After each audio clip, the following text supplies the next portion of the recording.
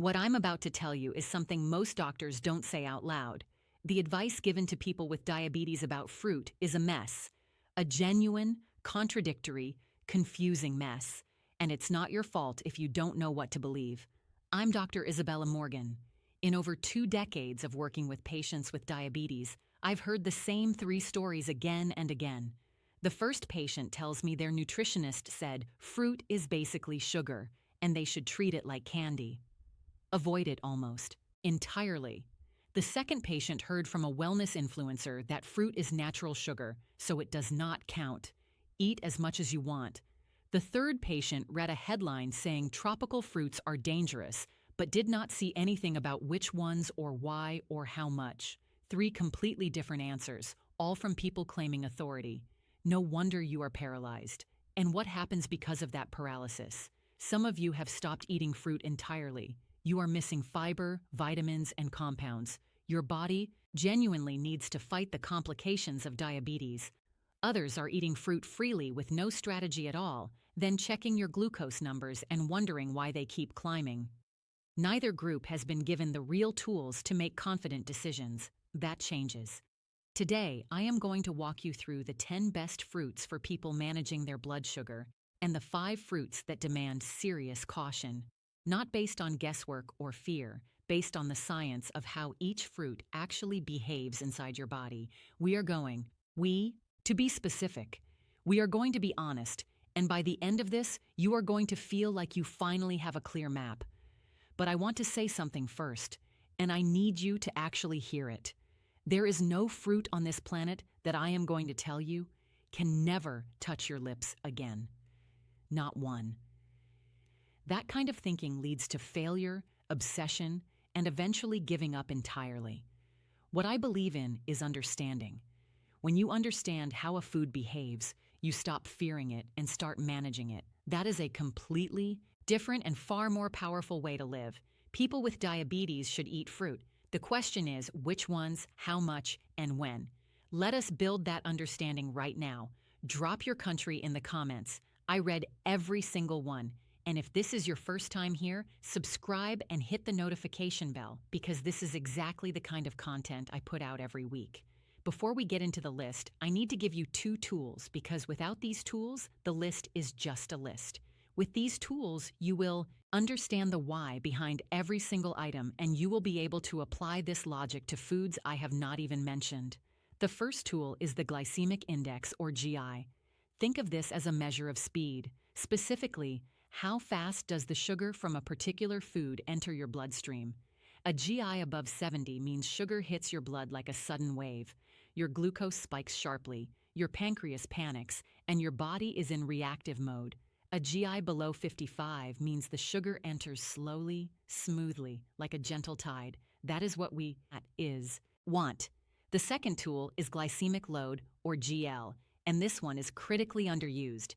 If GI is speed, GL is total volume. It tells you how much sugar actually lands in your bloodstream when you eat a realistic serving of that food. A GL under 10 is considered safe. A GL above 20 is a serious red flag. Here is the rule I want you to carry with you for the rest of your life. When choosing fruit for blood sugar management, you want both low GI and low GL. One without the other is incomplete information.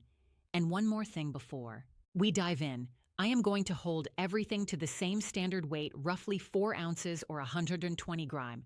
That way, we are comparing reality to reality, not a tiny handful to a massive bowl. Let's go through 10 fruits that help control blood sugar. The last one is the one I recommend most. Number 10 is plums. Plums do not get the attention they deserve. With a GI of 39 and a GL of just 5, they sit comfortably in the safe zone. If you want something naturally sweet that will not ambush your glucose levels, a plum is a trustworthy choice. They are also rich in vitamin C and contain compounds that support liver function, which matters more than most people realize for those managing insulin sensitivity. Number 9 is pears. A perfectly ripe pear has a GI of 38 and a GL of 4. Excellent numbers.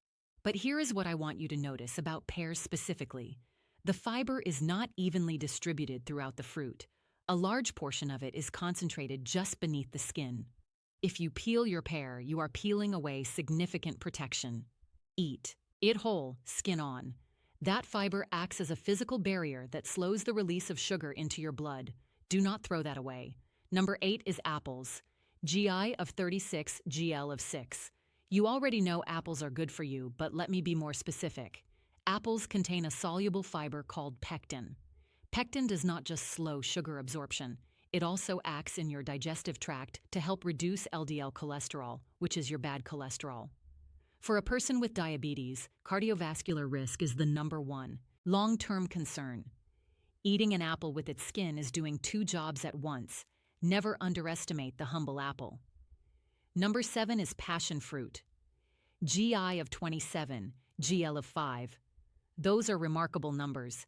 Passion fruit is one of the most blood sugar-friendly fruits in existence, and most people have never considered adding it to their regular rotation. Here is the bonus. Passion fruit contains natural compounds with a mild sedative effect that supports deep quality sleep. Why does a diabetes channel care about sleep? Because poor sleep directly worsens insulin resistance. One bad night of sleep can raise your fasting glucose the next morning, as though you had eaten poorly. Passion fruit is not just a snack, it is a nighttime strategy. Number 6 is oranges. And I need you to stop here for a moment because what I am about to say has more practical impact on your daily blood sugar than almost anything else in this video. A whole orange eaten with all its segments intact has a GI of 40 and a GL of 5. Safe, nutritious, genuinely beneficial. But drinking? Orange juice is not the same thing. They are not the same food. They are not interchangeable. Think about your own morning for a second. If you pour yourself a glass of orange juice, maybe you use 2 or 3 oranges to fill that glass. Now ask yourself honestly, would you ever sit down and eat 3 whole oranges in one sitting? Probably not. You would eat 1, feel satisfied, and stop. But in juice form, those 3 oranges go down in under a minute, and you barely notice it happened. The fiber that would have slowed everything down is gone, left behind in the pulp. What reaches your bloodstream is essentially a concentrated wave of sugar. The GL of that glass climbs above 20, which is the red zone. This is one of those moments where the healthiest seeming habit is quietly working against you. Fresh squeezed, organic, no added sugar, and still a problem. Because it is not about what was added. It is about what was removed. The fiber was removed, and the fiber is the protection. Eat your orange. Do not drink it. Number 5 is kiwi. GI of 38, GL of 9. Kiwi earns its place here for 2 reasons. One is obvious. It is genuinely low in its glucose impact. The second reason is what makes it particularly valuable for diabetic patients specifically. Kiwi is dense in antioxidants, particularly vitamin C and vitamin E together, that have been shown in studies to help reduce blood pressure. Why does that matter here? Because approximately 2/3 of people with type 2 diabetes also develop high blood pressure. Managing both conditions simultaneously through food choices is enormously valuable. Kiwi lets you fight on 2 fronts at once. Number 4 is strawberries. GI of 41, GL of 3. That GL of 3 puts strawberries among the safest fruits you can eat for blood sugar management. But the real story of strawberries is in a class of pigment molecules called anthocyanins. These are the compounds that give strawberries their deep red color, and they are among the most potent cardiovascular protectors available through food. The blood vessels that feed your heart, kidneys, and eyes are the structures most at risk as diabetes progresses over time. Anthocyanins directly support the integrity of those vessels. Eat strawberries frequently, not just occasionally. Number 3 is guava. GI of 23, GL of 3. I want you to notice that GI of 23. That is extraordinarily low. For context, white bread sits at around 75. A guava and a slice of white bread could not be more different in how they treat your blood sugar, and they can cost similar amounts at the grocery store. I also want to knock down a myth right here that has genuinely scared people away from fruit they should be eating. The claim is that fructose, the sugar found in fruit, damages the liver, and therefore all fruit is dangerous for diabetics. This is false, and it needs to be said clearly. Fructose becomes harmful when it arrives in concentrated form, as in sodas, corn syrup, and processed juices. The liver processes concentrated fructose in a way that causes problems over time, but the fructose naturally present in a whole. Guava arrives alongside fiber, water, vitamins, and polyphenols that completely change the metabolic picture. Your liver is not treating a guava the same way it treats a can of soda. Do not let fear of a word keep you from a genuinely health-supporting food. Number 2 is peaches, GI of 42, GL of 4. Peaches are one of the most forgiving fruits in existence for people managing blood sugar. Sweet enough to satisfy a craving, low enough in their glycemic impact to be a genuine safe harbor. And I want to use this moment to answer a question I receive constantly. Does this list apply to pre-diabetics, to type 1, to someone newly diagnosed with type 2? The answer is yes to all of them. The principles here serve anyone with any form of blood glucose management challenge. They are not exclusive to advanced diabetes. They are simply good science. Number 1 is fresh cherries, GI of 27, GL of 6, as close to perfect numbers as you will find in the fruit world. But I want to emphasize the word fresh because there is a version of cherries that is the exact opposite of what I am recommending. Those bright, artificially colored cherries preserved in syrup, the ones used to decorate desserts and cocktails. They have been sitting in concentrated sugar for months. They bear essentially no relationship to fresh cherries. Stay far from those. Fresh cherries, in addition to their remarkable glycemic profile, contain anthocyanins and other anti-inflammatory compounds that research has linked to reduced vascular inflammation. And vascular inflammation is one of the primary drivers of the cardiovascular complications that diabetes can cause over decades. If there is one fruit I would most want to see in a diabetic patient's kitchen every week, it is fresh cherries. That completes the top 10. But now I need you to concentrate even more closely, because what comes next is where a lot of people make quiet, consistent mistakes without ever realizing it. These are not obviously dangerous fruits. They show up in wellness plans, smoothie recipes, and hospital cafeterias. They have good reputations. And for someone managing blood sugar, that good reputation is exactly what makes them so easy to underestimate. We have been in safe territory. Now we move into a different zone. I call these the high-stakes fruits. Not forbidden, not poison, but demanding.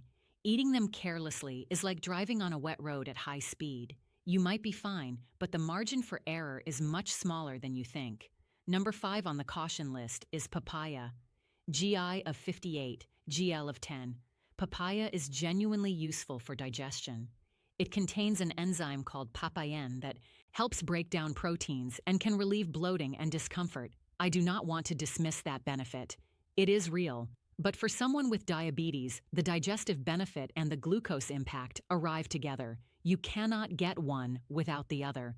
And at a GL of 10, papaya is sitting right at the boundary of what is considered safe. If you eat papaya, keep portions small, eat it alongside protein, and do not make it a daily staple. Number 4 on the caution list is pineapple, GI of 59, GL of 14. Pineapple is refreshing and has built an impressive wellness reputation. You have probably seen claims that it burns fat, detoxifies the body, and reduces inflammation through an enzyme called bromelain. Some of that has scientific support, but your pancreas does not know about pineapple's reputation. It only knows about the sugar load. And at a GL of 14, pineapple delivers a substantial glucose challenge. Half a cup maximum, not a bowl, not as a freebie, because it seems healthy. Treat pineapple with respect. Number 3 on the caution list is mango, GI of 56, GL of 14. Mango is beloved all over the world, and I completely understand why. The taste is extraordinary, and the culture around it is real. But I want to address a very specific mistake I see constantly, and I need you to hear this clearly. Some people believe that if you add chia seeds or flax seeds to a mango smoothie, you have made it safe for blood sugar. I have to be honest with you, that is a trap. Here is what is actually happening. The seeds slow down the rate at which sugar enters your blood. That is the glycemic index effect, slower absorption. But the glycemic load, the total volume of sugar your body has to process, is completely unchanged. Your pancreas still has to deal with every single gram of that mango sugar. You have just stretched the timeline, not reduced the burden. Think of it this way. Imagine you owe money. Someone offers to let you pay in smaller installments instead of one lump sum. The debt does not shrink. You are still paying every cent. That is what chia does to mango. Do not use superfoods as permission slips for portion discipline. They do not work that way. Number 2 on the caution list is bananas. GI of 62, GL of 16. Bananas are everywhere. They are cheap, portable, familiar, and genuinely nutritious. The potassium content, the B vitamins, the energy they provide, I acknowledge all of it. But look at that GL of 16. Earlier, we talked about avocado with a GL of only 2. A banana delivers 8 times the blood sugar load of an avocado. That comparison is not designed to frighten you. It is designed to help you understand the scale of what you are consuming. If you want to eat bananas, there are 2 rules. First, choose ones that are just ripe with some green still in the peel. A banana covered in brown spots has already converted most of its starch into fast-acting sugar. The riper the banana, the higher the glycemic impact. Second, eat half. Not the whole thing, half alongside some protein. And number 1 on the caution list, the fruit that tops it for a reason that goes beyond chemistry is grapes. GI of 61, GL of 12. The problem with grapes is not just in the numbers. It is in what happens every single time a person sits down with a bunch of them. You plan to eat 5. You eat 1, then another, then another. The small size creates the feeling that nothing significant is happening, and before you register it, you have eaten 20 or 25 grapes and consumed the sugar equivalent of a candy bar. Grapes contain resveratrol, a polyphenol with genuine antioxidant properties. That is real. But the portion problem that grapes create in practice is equally real. If you want grapes, count them out before you eat a single one. Set your number at 10 and stop there. Never eat directly from the bunch. Before we get to the special case I know many of you have been waiting for, I have to warn you about 2 dangers that are more serious than any individual fruit on either of these lists. The first is dried fruit.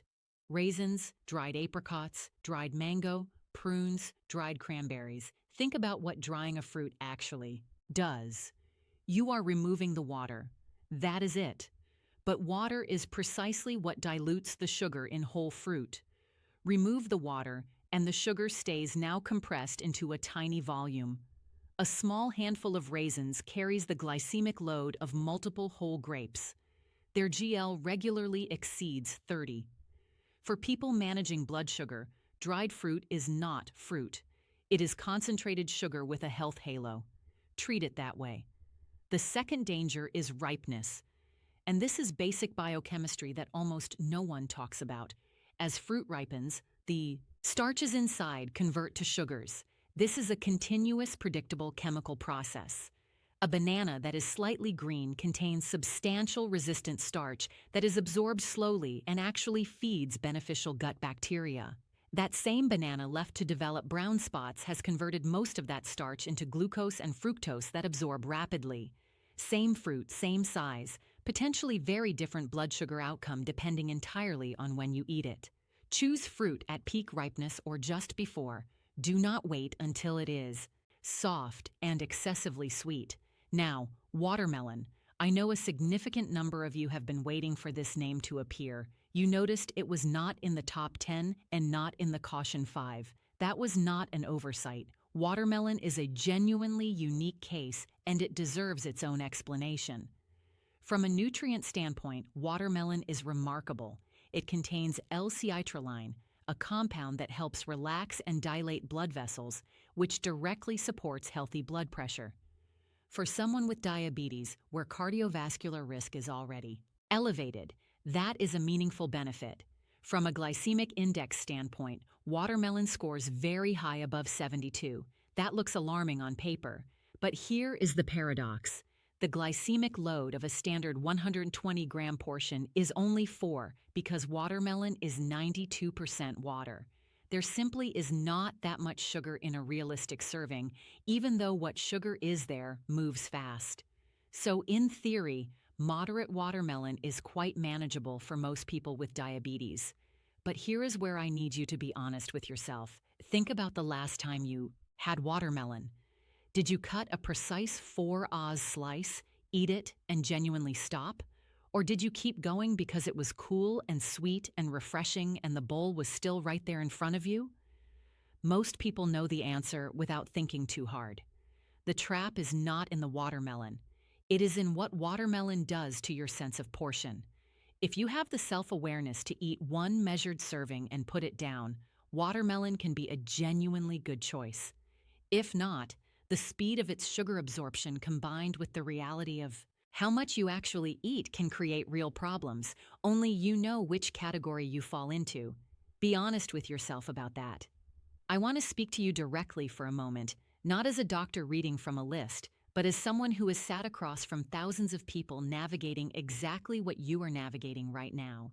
I read the comments on these videos every single day, and beneath the questions about glycemic indices and medication names and which fruits are safe, I hear something else. I hear exhaustion.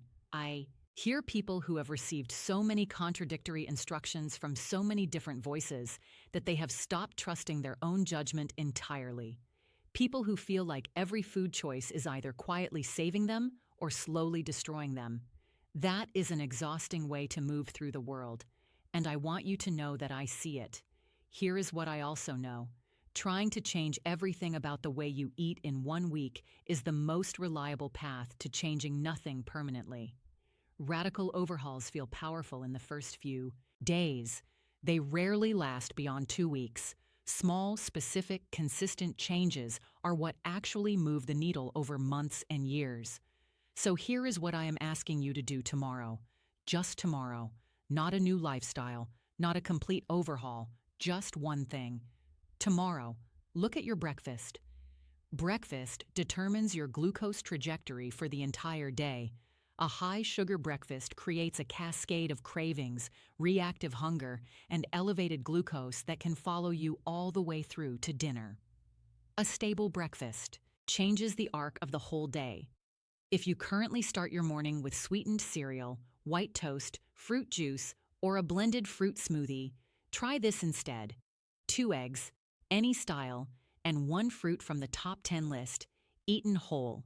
A peach, a handful of strawberries, a couple of plums, nothing complicated, nothing expensive. The protein from the egg slows everything down and keeps you full. The fiber from the whole fruit does the same. And here is what most people notice the first time they try it. The mid-M morning crash disappears. The craving that usually hits an hour after breakfast, the fatigue, the sudden hunger, it largely goes away when your morning meal stops being a glucose spike in disguise. Start there. 1 meal, 1 change. Give it 5 days and pay attention to what your body tells you. When that change feels like your normal, add the next one. Progress built on small, consistent wins is permanent. Perfect plans abandoned in frustration are not. Let us bring it all together. The 10 fruits you can eat with confidence because they combine low glycemic index with low glycemic load are plums, pears, apples, passion fruit, whole oranges, kiwi, strawberries, guava, peaches, and fresh cherries. These are not just safe options. They are genuinely therapeutic. They provide nutrients that protect your cardiovascular system, support your immune function, and help your body manage insulin more effectively. The 5 fruits that require real caution are papaya, pineapple, mango, bananas, and grapes. They are not forbidden. They are demanding. Smaller portions, careful attention to ripeness, never in dried or blended form, and always alongside protein to buffer the glucose impact. And the 2 rules that sit above all of it. Whole fruit always beats juice or smoothie, and riper fruit always carries more sugar than fruit eaten at peak ripes or just before. Managing diabetes is not a war against food. It is a project of understanding. The more precisely you understand how the foods you love behave inside your body, the more freedom you actually have. Not less. Freedom, more. If someone in your life is managing their blood sugar and struggling to make sense of all the noise around fruit, share this video with them. It might genuinely change how they approach something they have been afraid of. That kind of share means more to me than any algorithm. And if you are not subscribed yet, this is the moment. I make these videos because I believe that clear science-based information in the hands of real people changes health outcomes. That is the mission. I am Dr. Isabella Morgan. Take good care of yourself. I will see you in the next